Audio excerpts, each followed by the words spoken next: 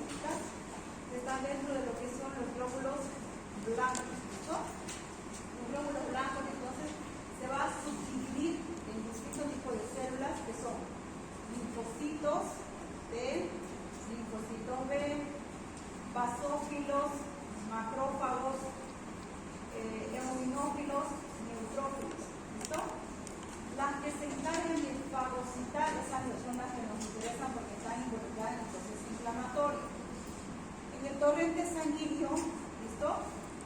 Está entonces circulando toda esta serie deficitaria, pero cuando hay un proceso inflamatorio, un estímulo, sea como el amo, sea como en el caso de la bronquitis, por estímulos inhalatorios, virales, bacterianos, entonces se activa todo este proceso de la fagocitosis. Esta célula en especial, lo que llega a ser el macrófago, ¿no? Que siempre llega hacer una diapéresis a la área afectada, junto con lo que llega a activar a las otras células, como el mastocito, basófilo, neutrófilo, va a llegar a salir a estas áreas afectadas para hacer una destrucción, para hacer una inflamación, ¿no? Como una manera de protección que llega a englobar, que llega a querer destruir a todas las bacterias o al estímulo que ha entrado a esa área afectada.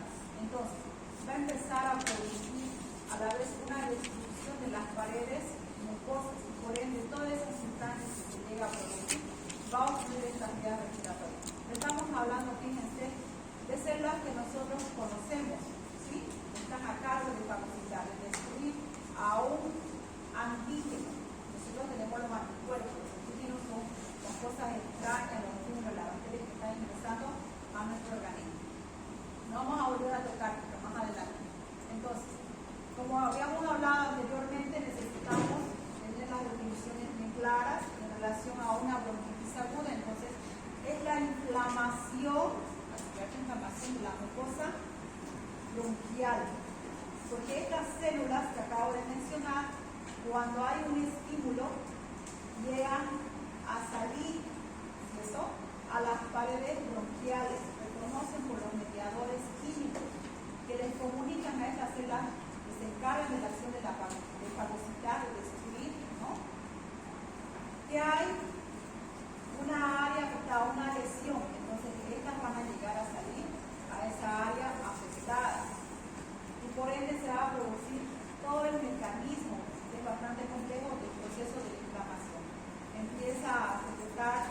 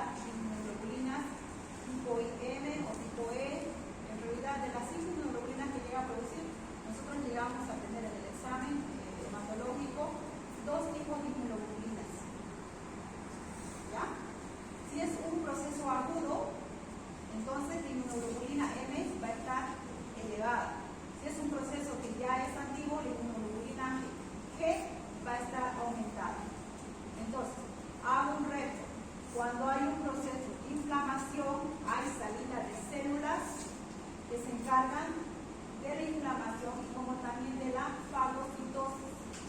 Y dentro de esto, fíjense que el comunicador, que es el macrófago, que mayormente está en las paredes bronquiales y también está en otros tejidos, va a llegar a comunicar, convirtiendo en una célula dendrítica, que hay un estimulante. Entonces, ¿a quiénes comunica? A las células que se encargan de la fagocitación, tanto al basófilo, al neutrófilo, a las células que tienen granulocitos, que tienen, fíjense las imágenes, ¿cierto? Varios granitos, que son lisosima y son otras sustancias. Entonces, ellas van a salir a hacer este proceso. Y dentro de eso también llega a comunicar a los linfocitos. El linfocito B, en este caso, llega a producir las inmunoglobulinas. Por eso, en un proceso agudo, cuando nosotros llegamos a pedir una serología, por ejemplo, que sea para un COVID, una influenza, un virus de un respiratorio sincitial, queremos saber en qué fase está. Si es una fase temprana que merece tratamiento, o estamos en una fase tardía que ya no necesita tratamiento y simplemente es un sintomático, si tiene todo palato que ya está cediendo, a causa de que dentro del torrente sanguíneo, ¿no?, saca una prueba sérica normal para un hemograma, entonces inmunoglobulina G está aumentada. En el caso agudo, entonces merece tratamiento.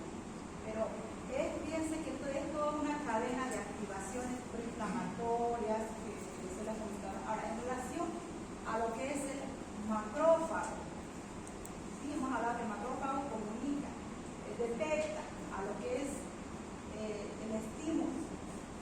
Ese va a comunicar. El macrófago anteriormente ha sido un monocito, ¿ya? Estaba circulando en la sangre 3 a 4 días, entonces llega a distribuirse, llega a salir al alveolo, llega a salir a los bronquios, llega a salir a áreas donde mayormente va a haber estas situaciones complejas de antígeno-anticuerpo, hígado, vaso, solo que recibe diferentes nombres, ¿ya? En el vaso se va a llamar células de Cooper. En lo que es los huesitos se va a llamar células de Cooper. En lo que es el alveolo, células alveolares. Pero nada más que es el macrófago que ha salido. Ya ha llegado a su edad madura para poder actuar como un comunicador de estímulo hacia las células que tienen que intervenir en el proceso inflamatorio.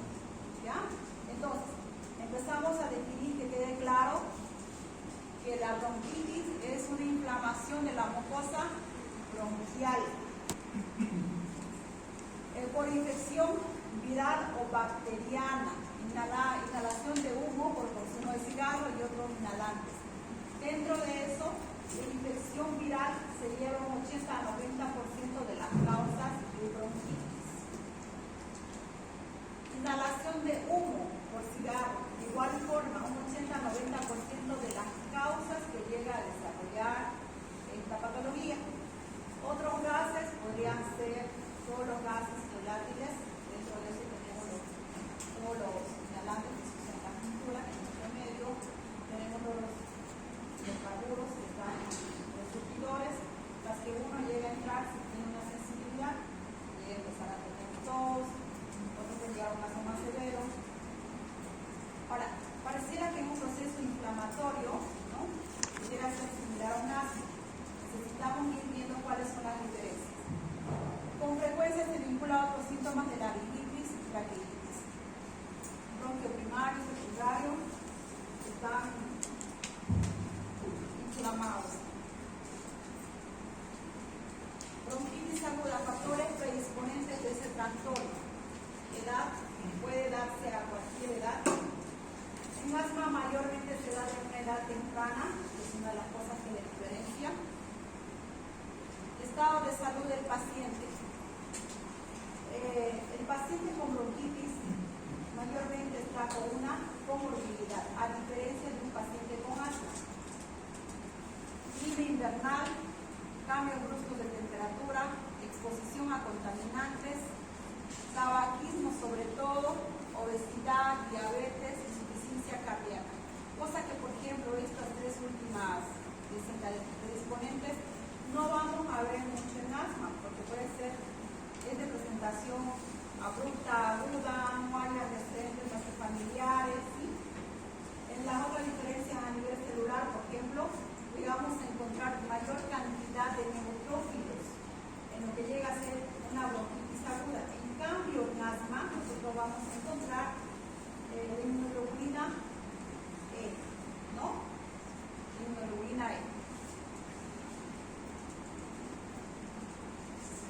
y por si acaso, no tienen antecedente de fumar, además es muy poco frecuente.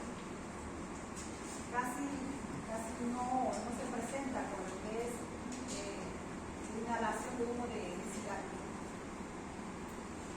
Etiología. Hemos mencionado que la causa principal podría ser viral, luego le continúa la bacteriana y otros gases. ¿Sí? Dentro de la viral, entonces, ¿qué virus están en mayor frecuencia para que pueda producirse? Está a causa de virus, aquí nombramos algunos, los típicos, ¿sí? Virus de la influenza, virus sincitial. Entre las bacterianas, las más frecuentes, hemófilos influenza y los inhalantes. Pues no nos estamos llenando de más empresas o alrededor de las empresas estamos quedando con zonas más urbanas, entonces todos esos gases tóxicos que van a llegar a echar las empresas, entonces nosotros los estamos inhalando. Bronquitis, entonces, se da sobre todo por las causas virales, ¿no? Y en menor cantidad las causas bacterianas.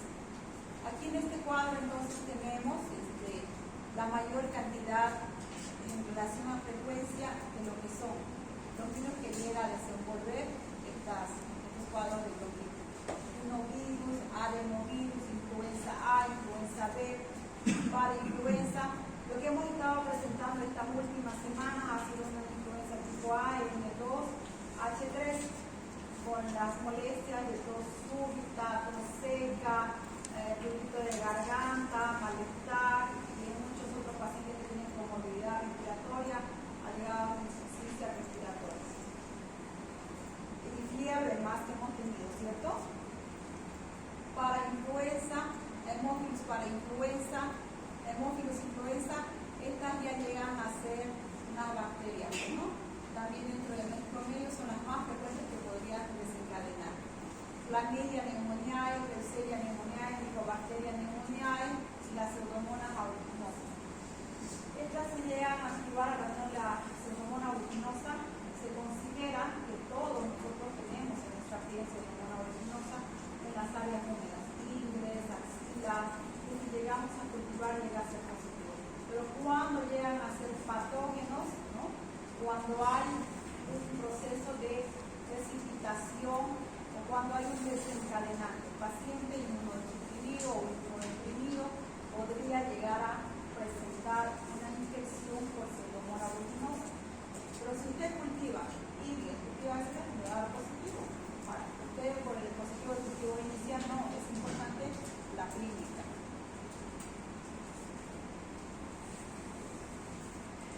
La patogenia, entonces, hay una secreción exagerada de moco, ¿no? Bastante exagerada. Hay incapacidad de los sitios de poder eliminar, hay una broncoconstricción y tos. Por el hecho de que al salir estas células fagocíticas, no solo van a ir a destruir los patógenos, también van a ir a destruir lo que son las paredes bronquiales. Hay una alteración de la estructura de las paredes en relación a sus cilios, en relación a hacer una metaplasia, una hiperplasia, una hipertrofia de estas paredes. Entonces, de un bronquio que podría tener un calibre donde va a pasar un flujo aéreo, ¿no? Necesario, adecuado, normal, dice que hay una gran cantidad de moco, hay una broncoobstrucción, no es broncoconstricción como en el asma, es una broncoobstrucción, está obteniéndose el calibre. Broncoconstricción es que cuando hay un cierre lateral para adentro, podría decir. No había en el asma, piense que las paredes estaban por contra inflamadas, cerradas. En este también, pero en menos intensidad y sobre todo son las producciones de mocos. Aquí se encuentran las células proinflamatorias, las células de defensa, en relación a hacer esa acción defensiva, pero a la vez están haciendo, fíjense, tapones de moco que no van a dejar pasar el aire, van a producir entonces un flujo aéreo disminuido, donde el volumen expiratorio forzado en el primer segundo va a ser menos del 60%.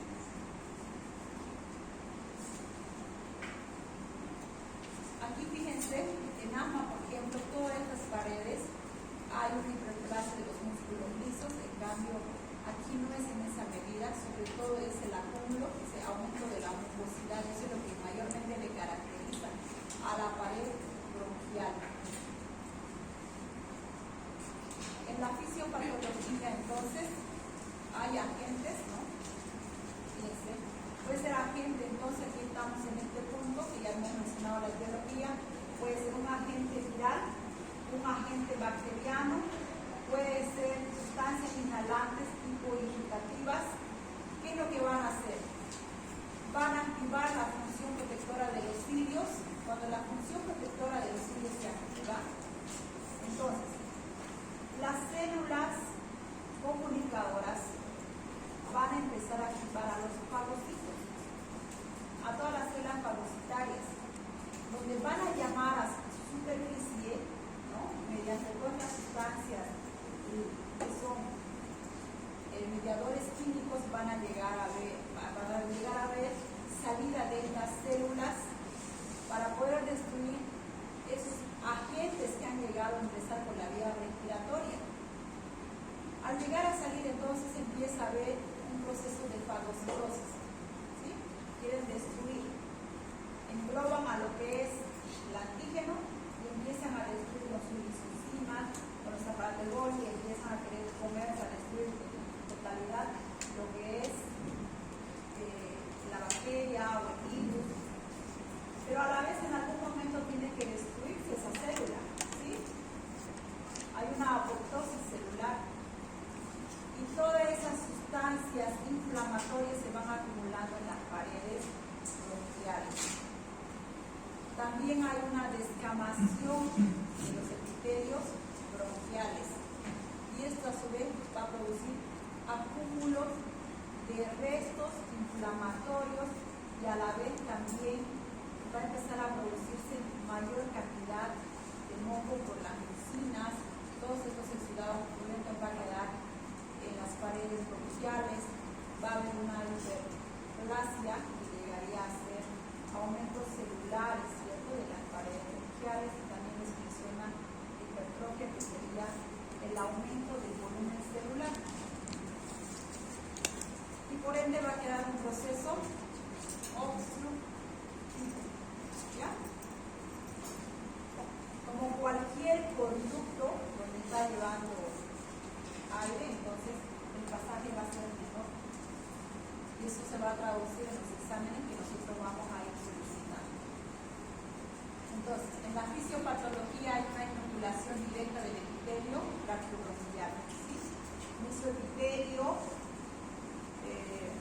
cilíndrico, pseudoestratificado, entonces va a sufrir alteraciones. Nuestras células caliciformes entonces van a llegar a producir mayor cantidad de moco. El virus ingresa a la célula, ¿no?, e inicia una replicación.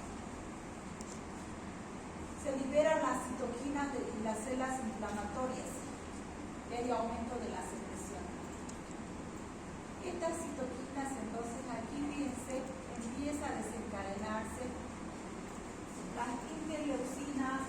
Ahí hacemos mención de lo que son los linfocitos T, los linfocitos B, que van a desencadenar entonces todo un proceso inflamatorio. Estos linfocitos, ¿de dónde han llegado a salir?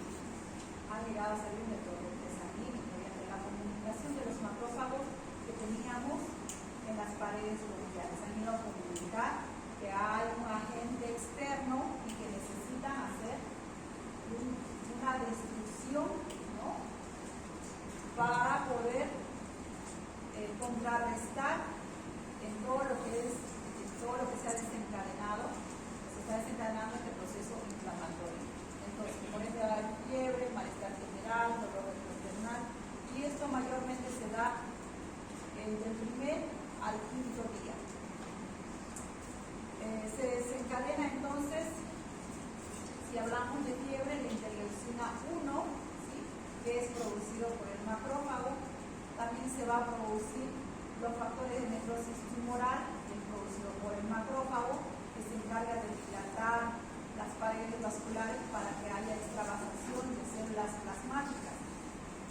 van a empezar a adherirse a las paredes bronquiales. Por ende, hay una hipersecreción del árbol traqueobronquial que se va a empezar a producir entonces la tos como una medida de defensa, ¿no? Para poder, mediante el barrido de los cilios, mediante lo que es la salida brusca del aire, que es la definición de tos, pueda salir estos tapones de moco. Entonces, la tos es que el paciente con tos hay que considerar entonces que llega a lo menos de muchos días, vamos a llegar a definir este tipo de patologías.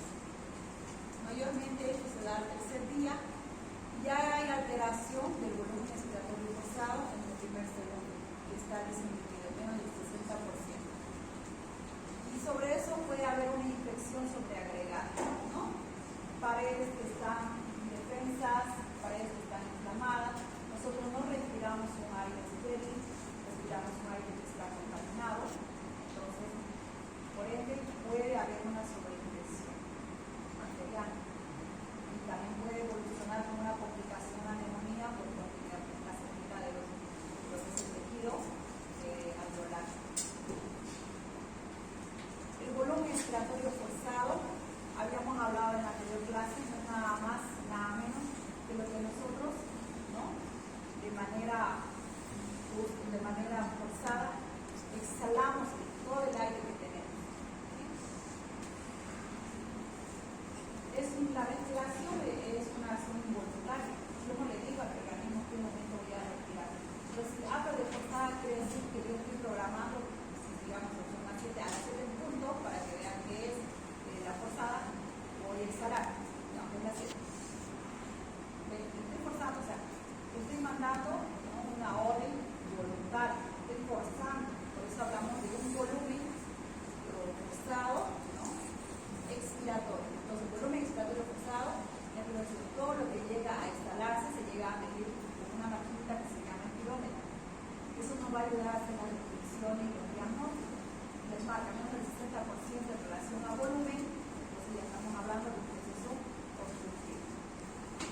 En otras literaturas les habla también del 70-80%. Manifestaciones. La bronquitis aguda se distingue por los síntomas, infecciones virales, hay fiebre, mialgias, malestar general, tos, es lo primero que se va a llegar a presentar, dolor retroesternal, ¿no? Puede confundirse con dolores tipo cordiales, entonces es importante saber los antecedentes, si es que ha tenido alguna insuficiencia cardíaca, ¿no?, ver también los factores de riesgo, la paciente es obesa, la paciente es hipertensa, o qué otras patologías de comorbilidad llega a tener. Todo al inicio del cuadro que es seca, no hay expectoración, pero desde al inicio puede llegar a ser productiva, puede tener una expectoración clara, ¿no?, como está, purulenta, con dolor urente retroesternal, y puede ser también hemorroica, en alguna ocasión ya se ve. En el 50% de pacientes se presenta la expectoración. La tos es el único síntoma durante 2 a 3 semanas hasta un mes aproximadamente. O sea que estos cuadros de influenza que nos ha dado, probablemente la gente todavía esté en su fase ya de recuperación, pero todavía esté con la clínica de tos. Porque pese a ya haber usado con lo que es el proceso de replicación, con lo que es la activación del estímulo, todavía quedan citoquinas en las paredes, mediadores que van a seguir produciendo todos estos estímulos de producción de moco y por ende la tos. Cuando hay hiperrespuesta bronquial, además de la tos, se presenta disnea y sibilancia. Diagnóstico. ¿Cómo vamos a llegar al diagnóstico? Manifestaciones clínicas y evolución. El diagnóstico es clínico, ¿ya? En neumonía nos ayudábamos con lo que era la radiografía. En lo que llega a ser el asma nos ayudamos con lo que es la clínica, la espirometría y una medida mínima con lo que es la radiografía. Pero acá es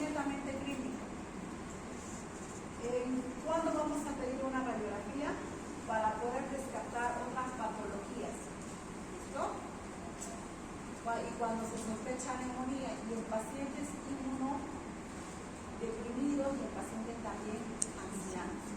Ahí sí llegamos a que tenemos que ser sintéticos.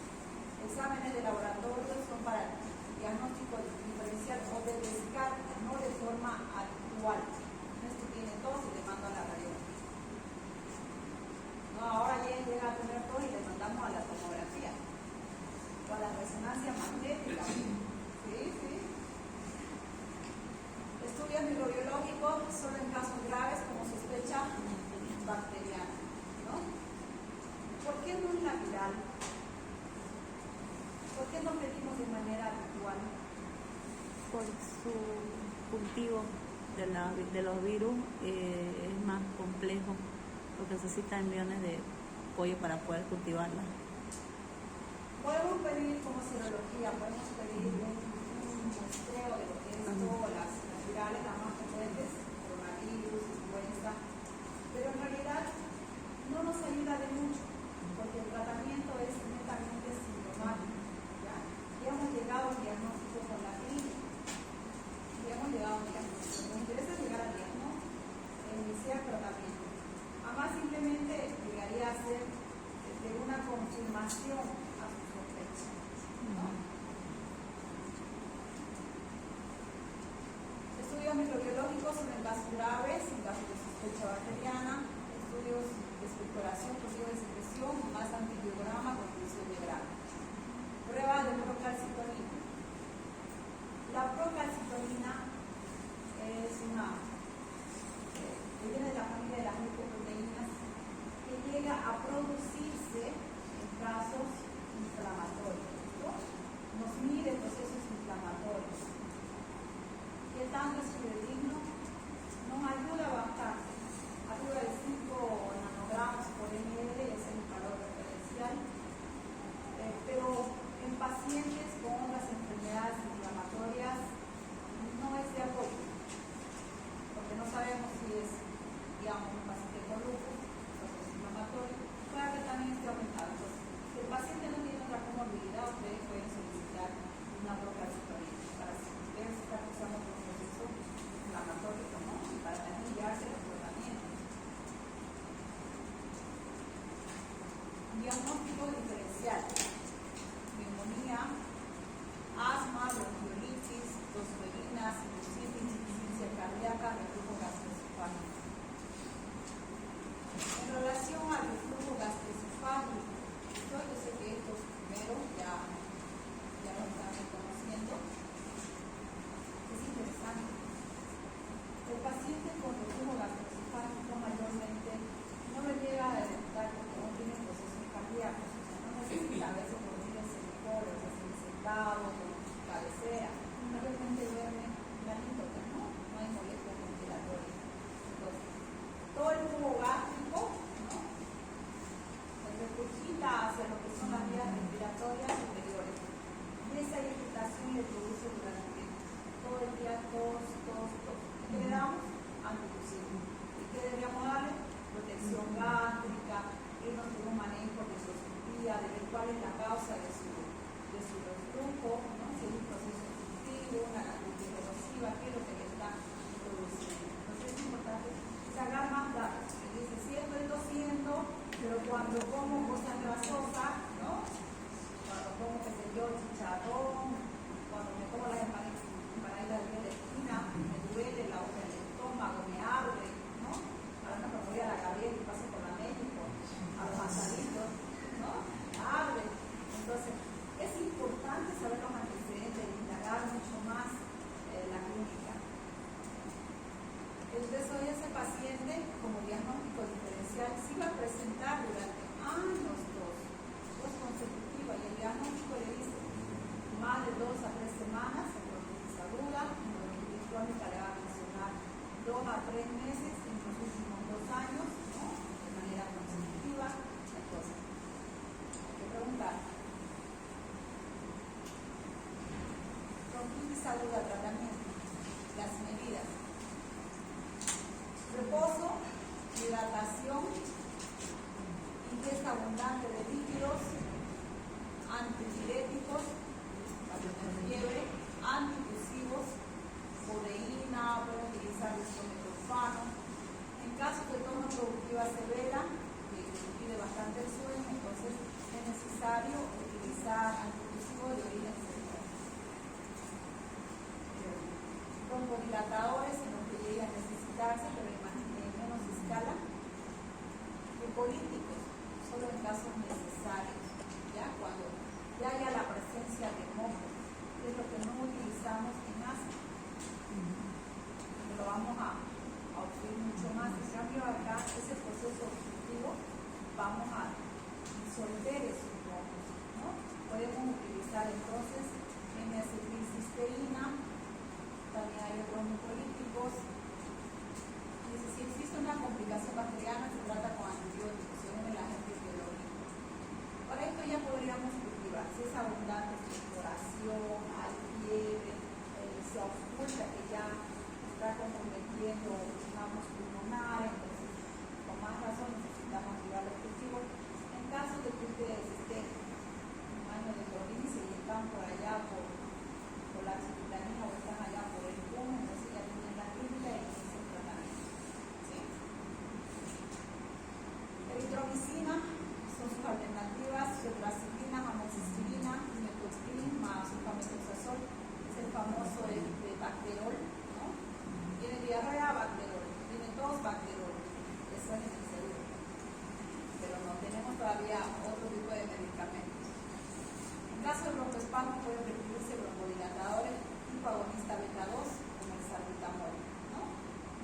Hemos hablado en la anterior clase del salbutamol, hay una presentación en jarabe, aerosol, ayuda a lo que es la broncodilatación. Entonces, primeramente nos vamos por él. Entonces, los pacientes que están cursando ahora, que estamos en los días de influenza, reposo, hidratación, tratamiento sintomático, ¿no? Si tiene fiebre, si tiene tos. En esta primera parte no hemos hablado de una manera de antibióticos restaurantes. Tengan paciencia con los pacientes respiratorios, todo tiene un proceso evolutivo, es importante por eso ver las causas, cómo se manejan, ¿no? Los antecedentes, tuvo la vecina, tuvo la mamá, tuvo la suegra, tuvo todo de la casa, tuvo un inicio súbito, tos, seca, entonces viral. Los procesos virales son mayormente autolimitados.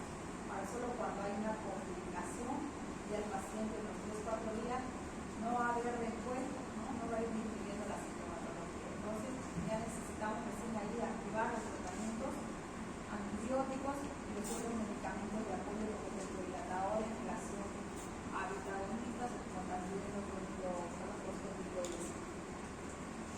Profilaxis, el lavado de manos, ¿no? Se sigue llevando en primer lugar como una medida de prevención. Nuestra mano es la que más transmite los microorganismos, ¿sí? Yo creo que pronto también va a ser los celulares, porque ya últimamente vamos desde el celular a todos lados, vamos a hacer compras, vamos a la farmacia, vamos al baño, vamos a la piscina, estamos en la cama con el celular. ¿Ha tenido un proceso de desinfección? No lo lavamos, no lo lavamos como la mano, cada vez hacemos un procedimiento, lo lavamos, no, aunque en el hospital. Queremos ver pupilas, sacamos el celular, estamos viendo, lo volvemos a meter, estamos con guantes, al rato nos sacamos los guantes, sacamos el celular. Hay medios, ¿sí?, que nos están sirviendo como formas de transmisión. Uso de cubrebocas, yo creo que la pandemia nos ha enseñado mucho. Seguimos en el hospital ahora con medida de prevención, sigue con positiva, hay que manejarse con medidas. Bueno, lo vamos a ir haciendo necesariamente en el paciente respiratorio.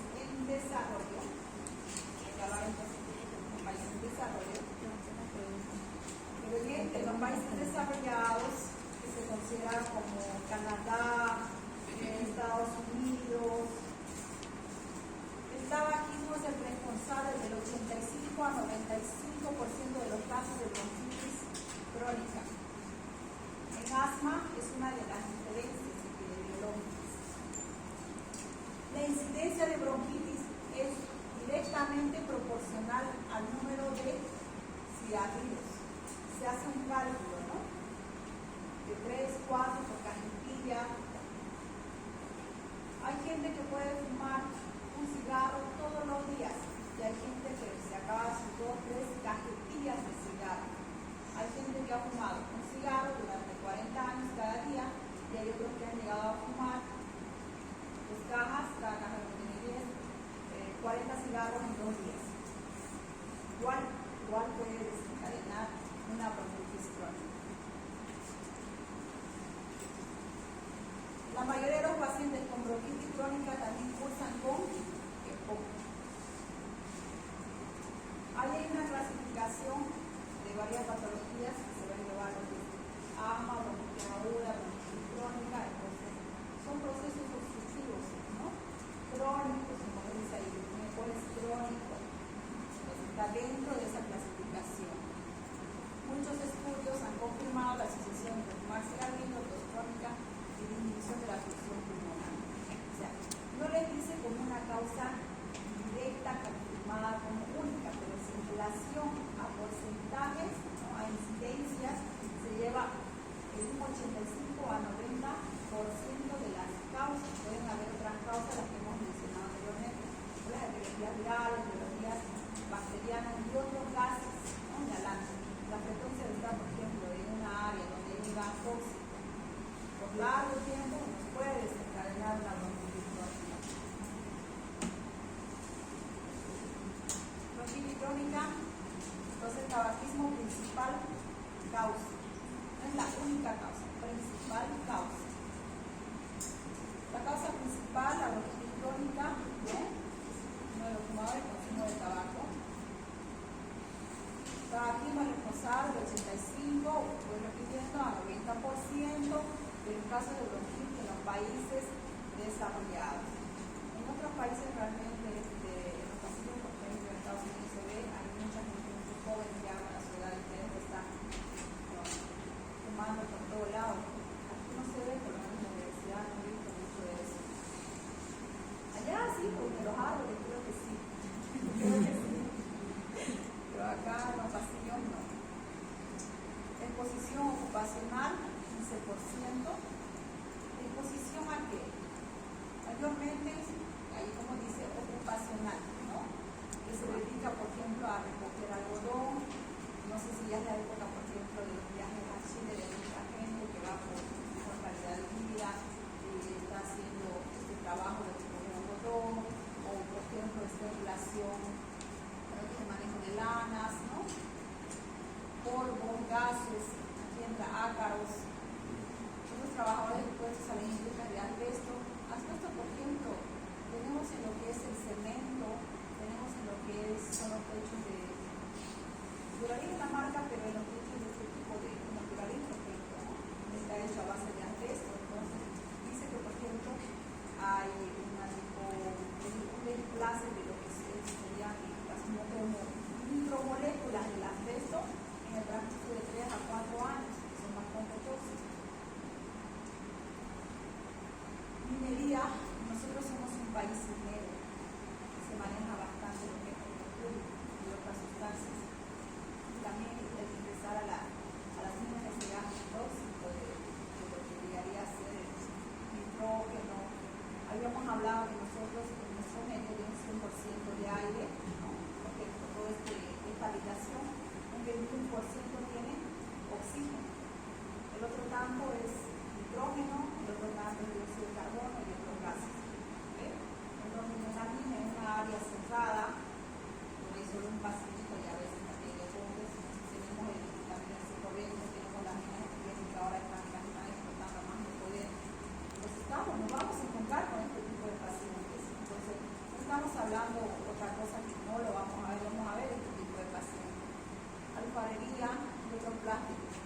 Cada vez estamos cambiando más nuestro hábitat, nuestra forma de vivir. Entonces, desde lo que era lo habitual, de tener muebles, por ejemplo, metálicos, de madera, estamos cambiando, ¿no? Por los de plástico. Entonces, se están abriendo mucho más fábricas. Tenemos, creo que, de Polileno, por el lado de Yacuiba, que es un edificio bastante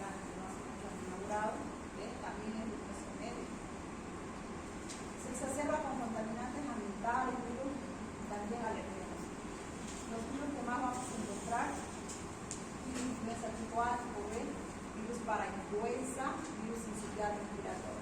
Entre las bacterias más frecuentes, el Cryptococcus pneumoniae, el Monovirus influenza, se evidencia de un 30 a 50% cuando se observa las situaciones prudentes. Las menos frecuentes, la Borrelia catarralis, el Cryptococcus alfa hemolítico, Chlamydia pneumoniae, y en ciertas ocasiones el estudio podría exacerbar también, ¿no?, que haya procesos infecciosos.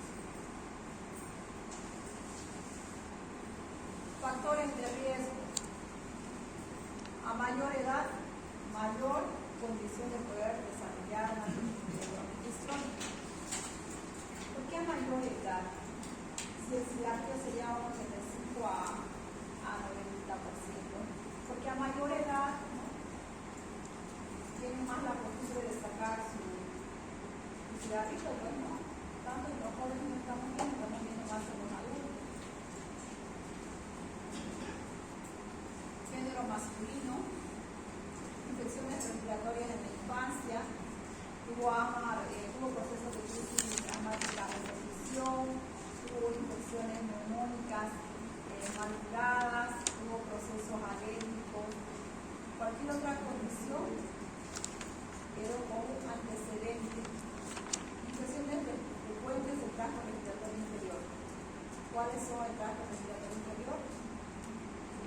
Bronquiolos, pulmones, ¿no? Entonces ahí se suman todas las infecciones pulmonares por cualquier causa, exposición ocupacional y asma.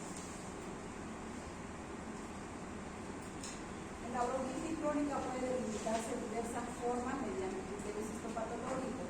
Fíjense que empezando de lo que es la bronquitis aguda, sobre todo son evaluaciones clínicas, ¿no?, porque nos puede un poquito apoyar en las clasificaciones, entonces llegaría a ser la severidad y esta otra que llegaría a ser el criterio histopatológico por los cambios que llega a haber en las paredes bronquiales. Entonces, hay la bronquitis crónica catarral, bronquitis hipertrófica, bronquitis crónica destructiva y peribronquitis crónica. Catarral por la gran cantidad de producción de moco, hipertrófica porque hay aumento del volumen celular de sus paredes, aumento de sus características. Entonces, al microscopio eso es lo que van a ver. Bronquitis crónica destructiva, habíamos hablado que las paredes hacen una descamación celular y empiezan a acumular todas esas células para hacer un proceso constructivo. Peribronquitis y peribronquitis crónica. Fisiopatología. Los mecanismos inflamatorios de la bronquitis consisten en cambios estructurales en las vías aéreas. No se preocupen, les voy a pasar el material, ¿listo? El material de asma, de neumonía y les voy a pasar mañana el sábado, tenemos más espacio que tiene que pasarse ya ayer por el otro material, pero bueno, continuando entonces, hay un aumento de neutrófilos y macrófagos que persisten en el proceso inflamatorio de la bronquitis crónica. El neutrófilo es una célula, ¿no?, que tiene múltiples gránulos, es una célula de la familia de los granulocitos. Y aparte de eso, es una célula junto con un macrófago que se encargan de la fagocitosis. Estas dos células son leucocitos, ¿ya? Son los leucocitos, los glóbulos blancos de la sangre, que se perpetúan en el proceso inflamatorio de los macrófagos.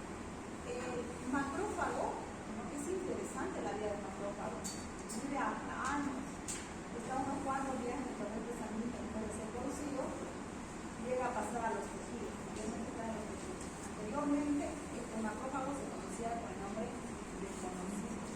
Cuando llega a pasar a los tejidos, hace una gran diferenciación de acuerdo al lugar del tejido del tejido. Va a ir, por ejemplo, a lo que es la parte de las células nerviosas cerebrales, se va a llamar microglia, hígado, células de Cooper y así. Entonces, estas son las que se encargan de comunicar la salida a todas las células fagocíticas. Dentro de eso, la mayor cantidad que llega a salir son los neutrófilos, ¿ya? Que pertenecen, que perpetúan el proceso inflamatorio.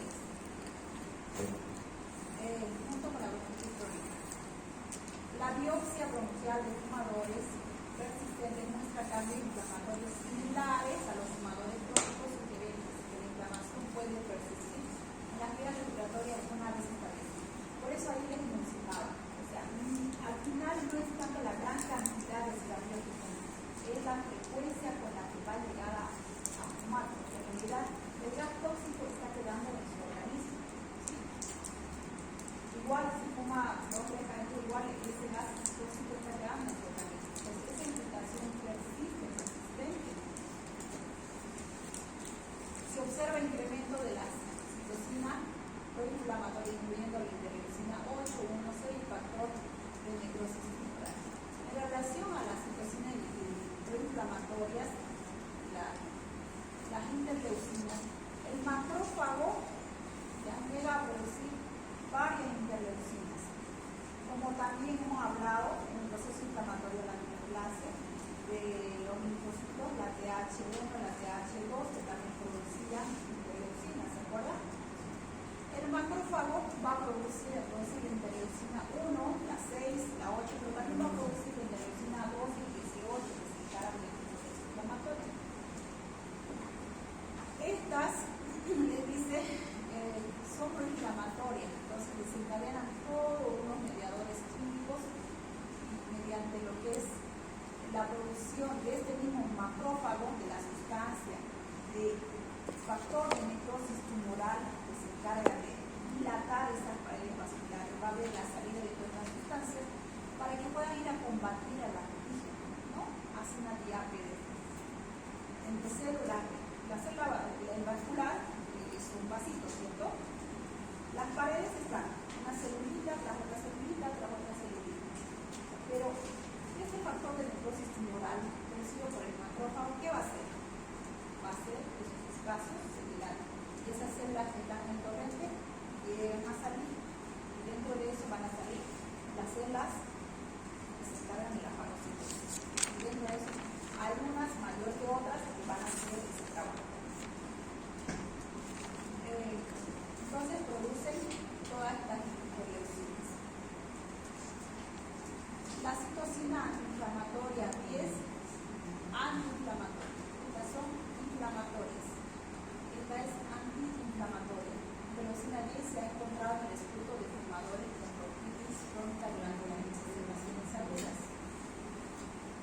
Fíjense que también llega a presentarse el proceso de antiinflamación, o sea, ya lo contrario, como que llega ligado a un proceso de preparación, donde esto se llega a alterar, es gran producción, entonces, de lipinógenos y de otras sustancias químicas como la quinina para que llegue a producir el lipinógeno, que cuando no termina su proceso de modelación, sigue produciéndose, entonces es la causa de por qué se podría producir fibrosis en esta área y sobre todo llega a producirse el lipinógeno.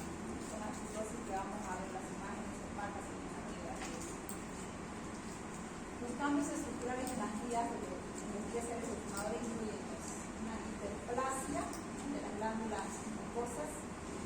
Ya habíamos hablado de hiperplasia, que era el aumento del volumen celular. ¿Sí? Empiezan a crecer del aparato Golgi, sus lisiformas, empieza a hacer agrandamiento, entonces la celulita empieza a crecer, entonces la hiperplasia, aumentar su volumen. Edema peribronquial, alto extravasación de esta diátesis, de esta activación del factor de necrosis tumoral, que ha activado el macrófago, han empezado a salir, no solo ha salido células, ha salido también líquido, ¿no? Extracelular. Entonces hay edema bronquial, hipertrofia del músculo liso, alto y menos cantidad, hay aumento. La hipertrofia está en relación a la producción de más células, ¿sí? Y fibrosis peribronquial, de lo que acabo de mencionarles, de la producción de lipinógeno. Estos cambios resultan en una vía aérea mayormente pequeña, menos de 2 milímetros. Manifestaciones clínicas. Entonces, el inicio es insidioso, quiere decir de un momento a otro. Tos, expectoración, predominio matutino y puede continuar todo el día. Mayormente quiere decir de la mañana que al resto del día, pero en realidad todo el día, pero a predominio de la mañana.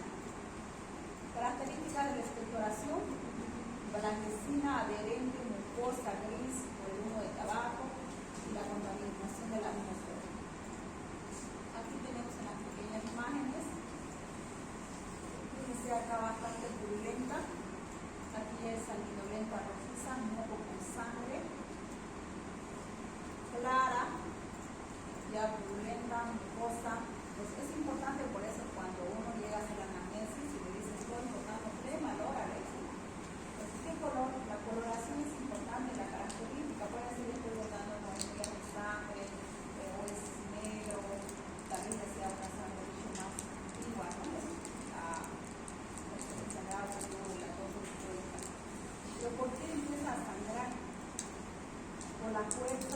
tos porque el bronco está obstruido, entonces hay microhemorragias bronquiales. Estos ya son en casos severos. Bronco obstructivo, obviamente sobreinfectadas las características, necesitamos cultivar para saber si hay algún germen sobreañadido, ¿no? Que no sepa una deficiencia de tratamiento o simplemente metabólicos. El incremento de la tos, la producción del escudo purulento y la dificultad para respirar son síntomas frecuentes de la infección. Dificultad para respirar. ¿Eso cómo lo vamos a traducir? Como disney, exactamente. Sensación subjetiva de falta de aire, ¿no? Otros le traducen como ahogo, me ahogo, doctora, no puedo respirar, le dicen. Puede haber fiebre, entonces, sibilancia, porque el calibre está adelgazado, no hay ese flujo normal, adecuado que tiene que haber, el pasaje de aire es mínimo. Ocurre la disnea. En la exploración física, fíjense la carita, él dice, apariencia letórica, esa es la fase en donde se tuviera alza pero con los labios azules, cianosis. Entonces tiene una fase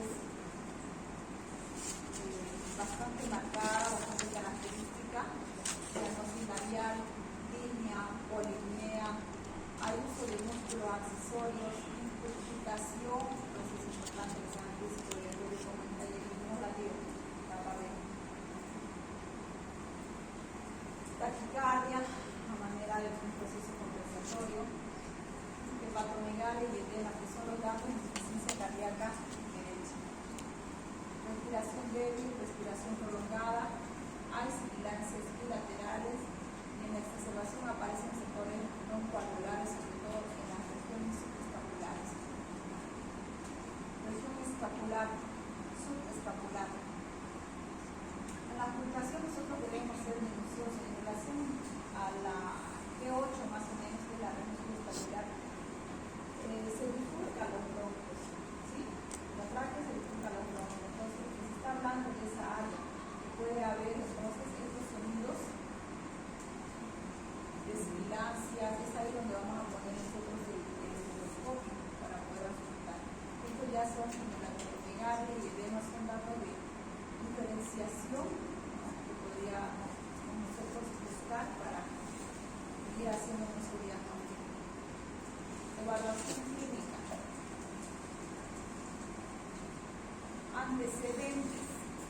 Siempre es importante el antecedente. Tabaquismo, exposición a polvos orgánicos u otros contaminantes ambientales. ¿Fuma? ¿No fuma? ¿Quién fuma en la casa? Ya le va a decir. No, lo que pasa es que mi marido se fuma una cajetilla al día y yo lo acompaño. Entonces, es una fumadora pasiva. No deja de ser. Es una fumadora pasiva.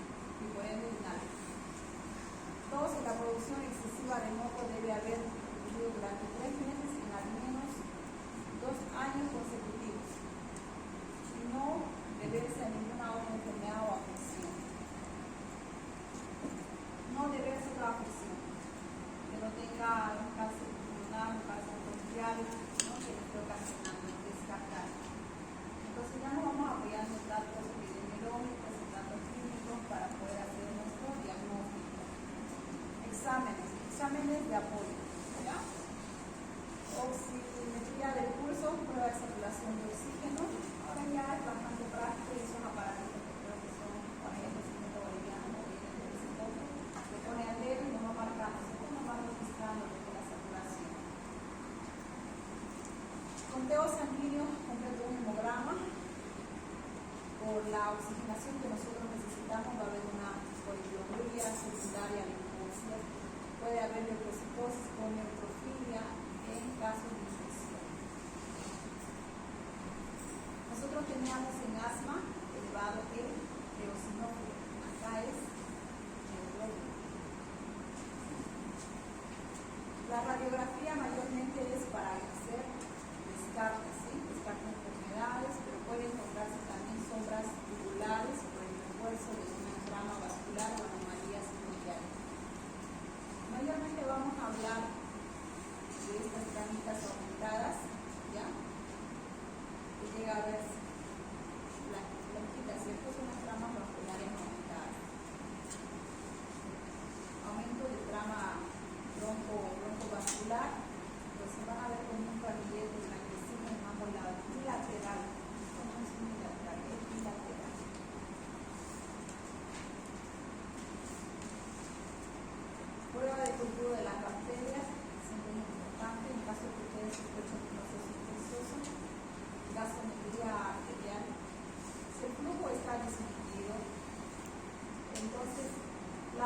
de oxígeno tendrá que estar aumentada o disminuida.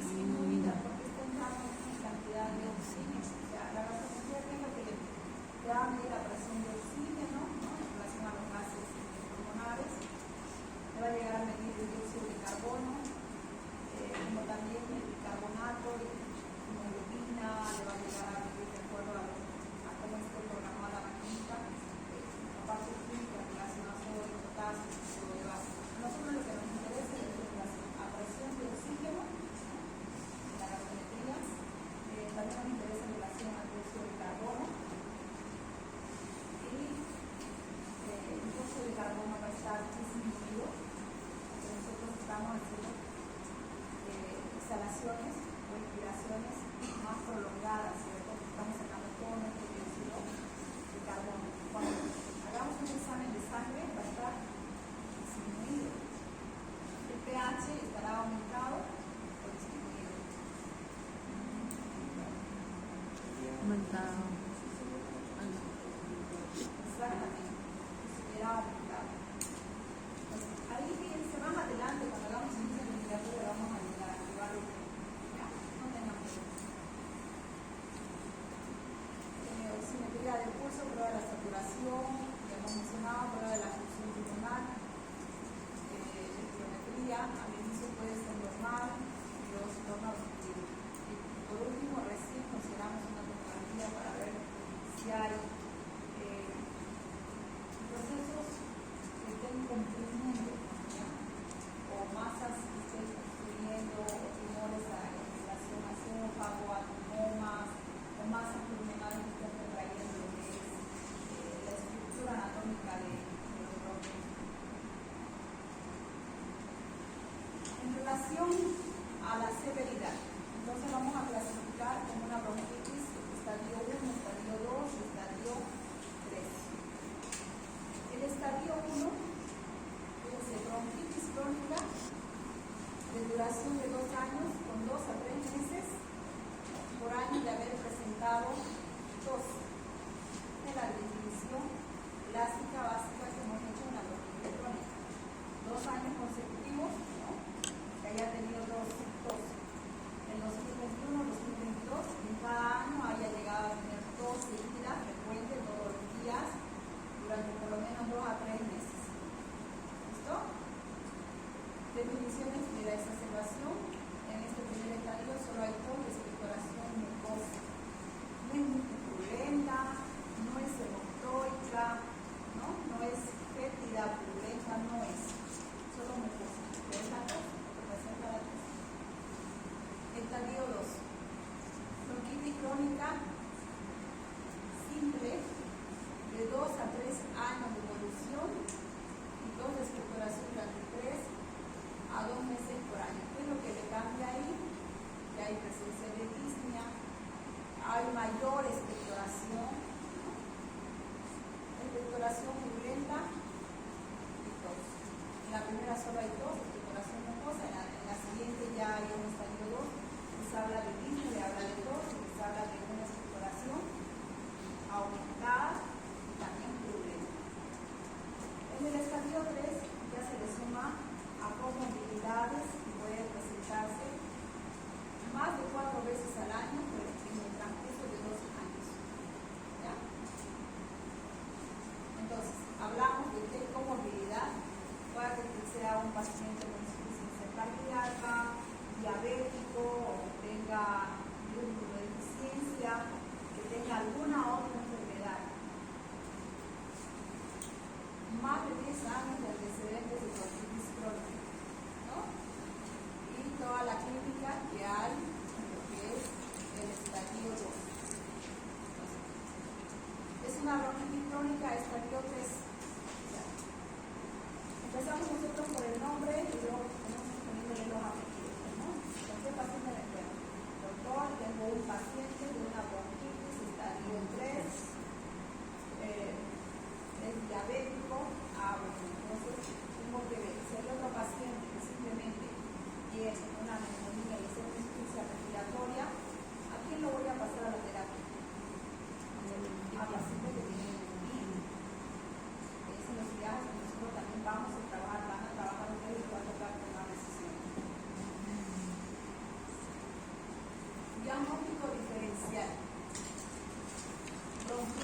aguda, enfermedad pulmonar obstructiva agudizada, enfisema, asma, tuberculosis, neumonía, cáncer pulmonar.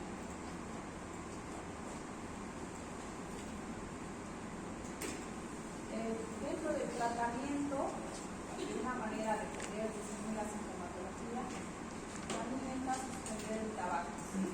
Ahora ya hay parches, hay tibias de tabaco con la nicotina que uno llega, que los pacientes llegan a ser adictos, ¿no? Entonces podemos ir ofertándoles el momento que ellos ya decidan suspender. Probablemente también necesite apoyo psicológico, psiquiátrico, siempre debe de alguna causa, probablemente ha tomado la decisión de tomar por estrés, por ansiedad, ¿no? O por alguna otra causa, entonces necesitamos trabajar sobre ello. Suspender exposición a sustancias orgánicas y a otros contaminantes, eso es importante, ¿no? Probablemente tenga que cambiar de oficio, de área, de lugar, hay otros que dicen, no, yo me siento mal en esta área, me voy a ir, qué sé yo, a Cochabamba, el clima es más seco, me siento mucho mejor allá. Y en el húmedo, inmunización. Vacuna contra influenza, estamos en la época vacuna contra COVID, hay que ver si hemos cumplido los esquemas, ¿no? A uno de 1 millón probablemente le haya hecho algún efecto adverso, ¿no? Entonces tiene mucha susceptibilidad, escuchado bastante, pero todavía nosotros como manera de protección tenemos la inmunización, entonces se considera como parte del tratamiento. Evitar lugares concurridos. En lugares concurridos, entonces hay moléculas, ¿no?, retenidas. ¿Cuáles son los lugares más concurridos? Los mercados. Lugares donde hay mucha gente, ¿no? Cines, discotecas, salas de baile. Administrar tratamiento de acuerdo a la severidad del cuadro.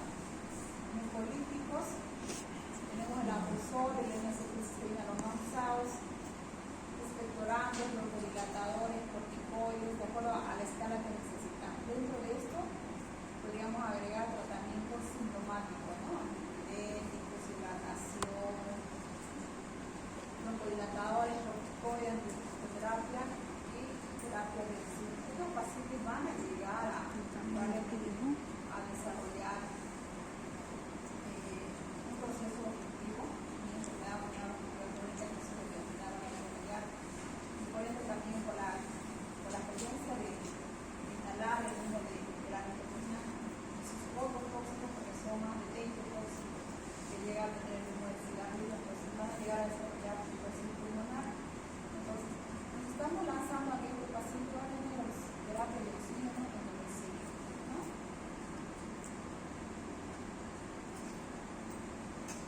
Entonces, lo que hemos mencionado, un mucolito y expectorantes como el ambrosol, ayudan a que el moco sea menos espeso, facilitando a su vez la expulsión. Necesitamos nosotros disolver ese mucolito y lo más utilizado, no yo siempre doy sin jarabito, ¿no? También hay en tabletas, 4 miligramos la presentación. Pero lo que utilizamos habitualmente es cisterina, ¿no? Hay presentación de polvo, hay presentación de que es de la bolita, entonces es el que más estamos utilizando. Corticoides, los agentes antiinflamatorios, están indicados en los espasmos graves y los esteroides orales en pacientes estables. Indicado en exacerbaciones, alinean los síntomas, previenen el compromiso respiratorio severo, se produce la inflamación bronquial y la obstrucción de la vía respiratoria. No hacen los corticoides un medicamento de primera elección, porque hemos hablado de tratamientos asintomáticos, tratamientos de mucolíticos, expectorantes, porque estamos hablando de tractores, sobre todo de moco, donde ahí están adheridas las células inflamatorias.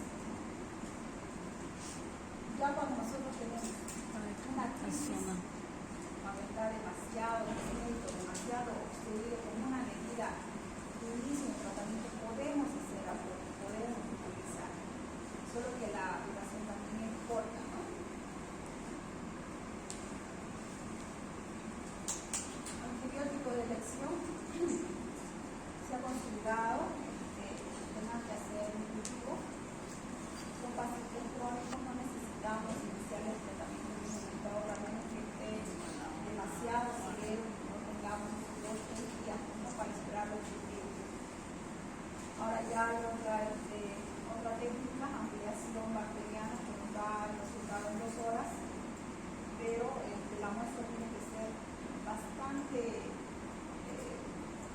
ejemplo, bastante bien tomada, se podría decir, que tiene que estar simplemente con una infección que se considera, pero no siempre es así, siempre hay eso que agregamos, que es un virus y es una bacteria. Cuando simplemente es una bacteria, entonces el amplificador trabaja simplemente sobre ese microorganismo y entonces vamos a tener resultados. Tiene sus contras, no sus beneficios, que también lo vamos a hablar. No está todavía tan usado por el costo, estamos hablando de 250 bolivianos cultivo a un cultivo normal que es 50 bolivianos.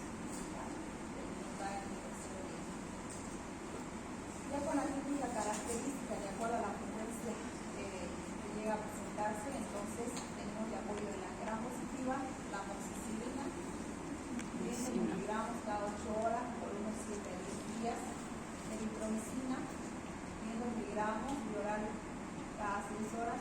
También podríamos utilizar la claritromicina, 5 miligramos cada 12 horas, o también podemos usar la acitromicina, ¿ya? Iniciando por 1 gramo o un gramo y continuar un día, pero cada día con 500 miligramos durante 5 días. Por eso es que también el costo de la acitromicina que anteriormente se elevó a bastante, 14, 15 bolivianos hasta más. Bacterias gram negativas tenemos acá finalmente como tenemos el farmacoxazol, en una dosis para adultos de 160 a 180 cada 12 horas durante 10 días. La fluoroquinolona, ahí vamos a mencionar a la levofloxacino, a la ciprofloxacino, la levo, la presentación de vivienda 700 miligramos, la ciprofloxacino, si es que es vía oral, 500 miligramos. Vía oral.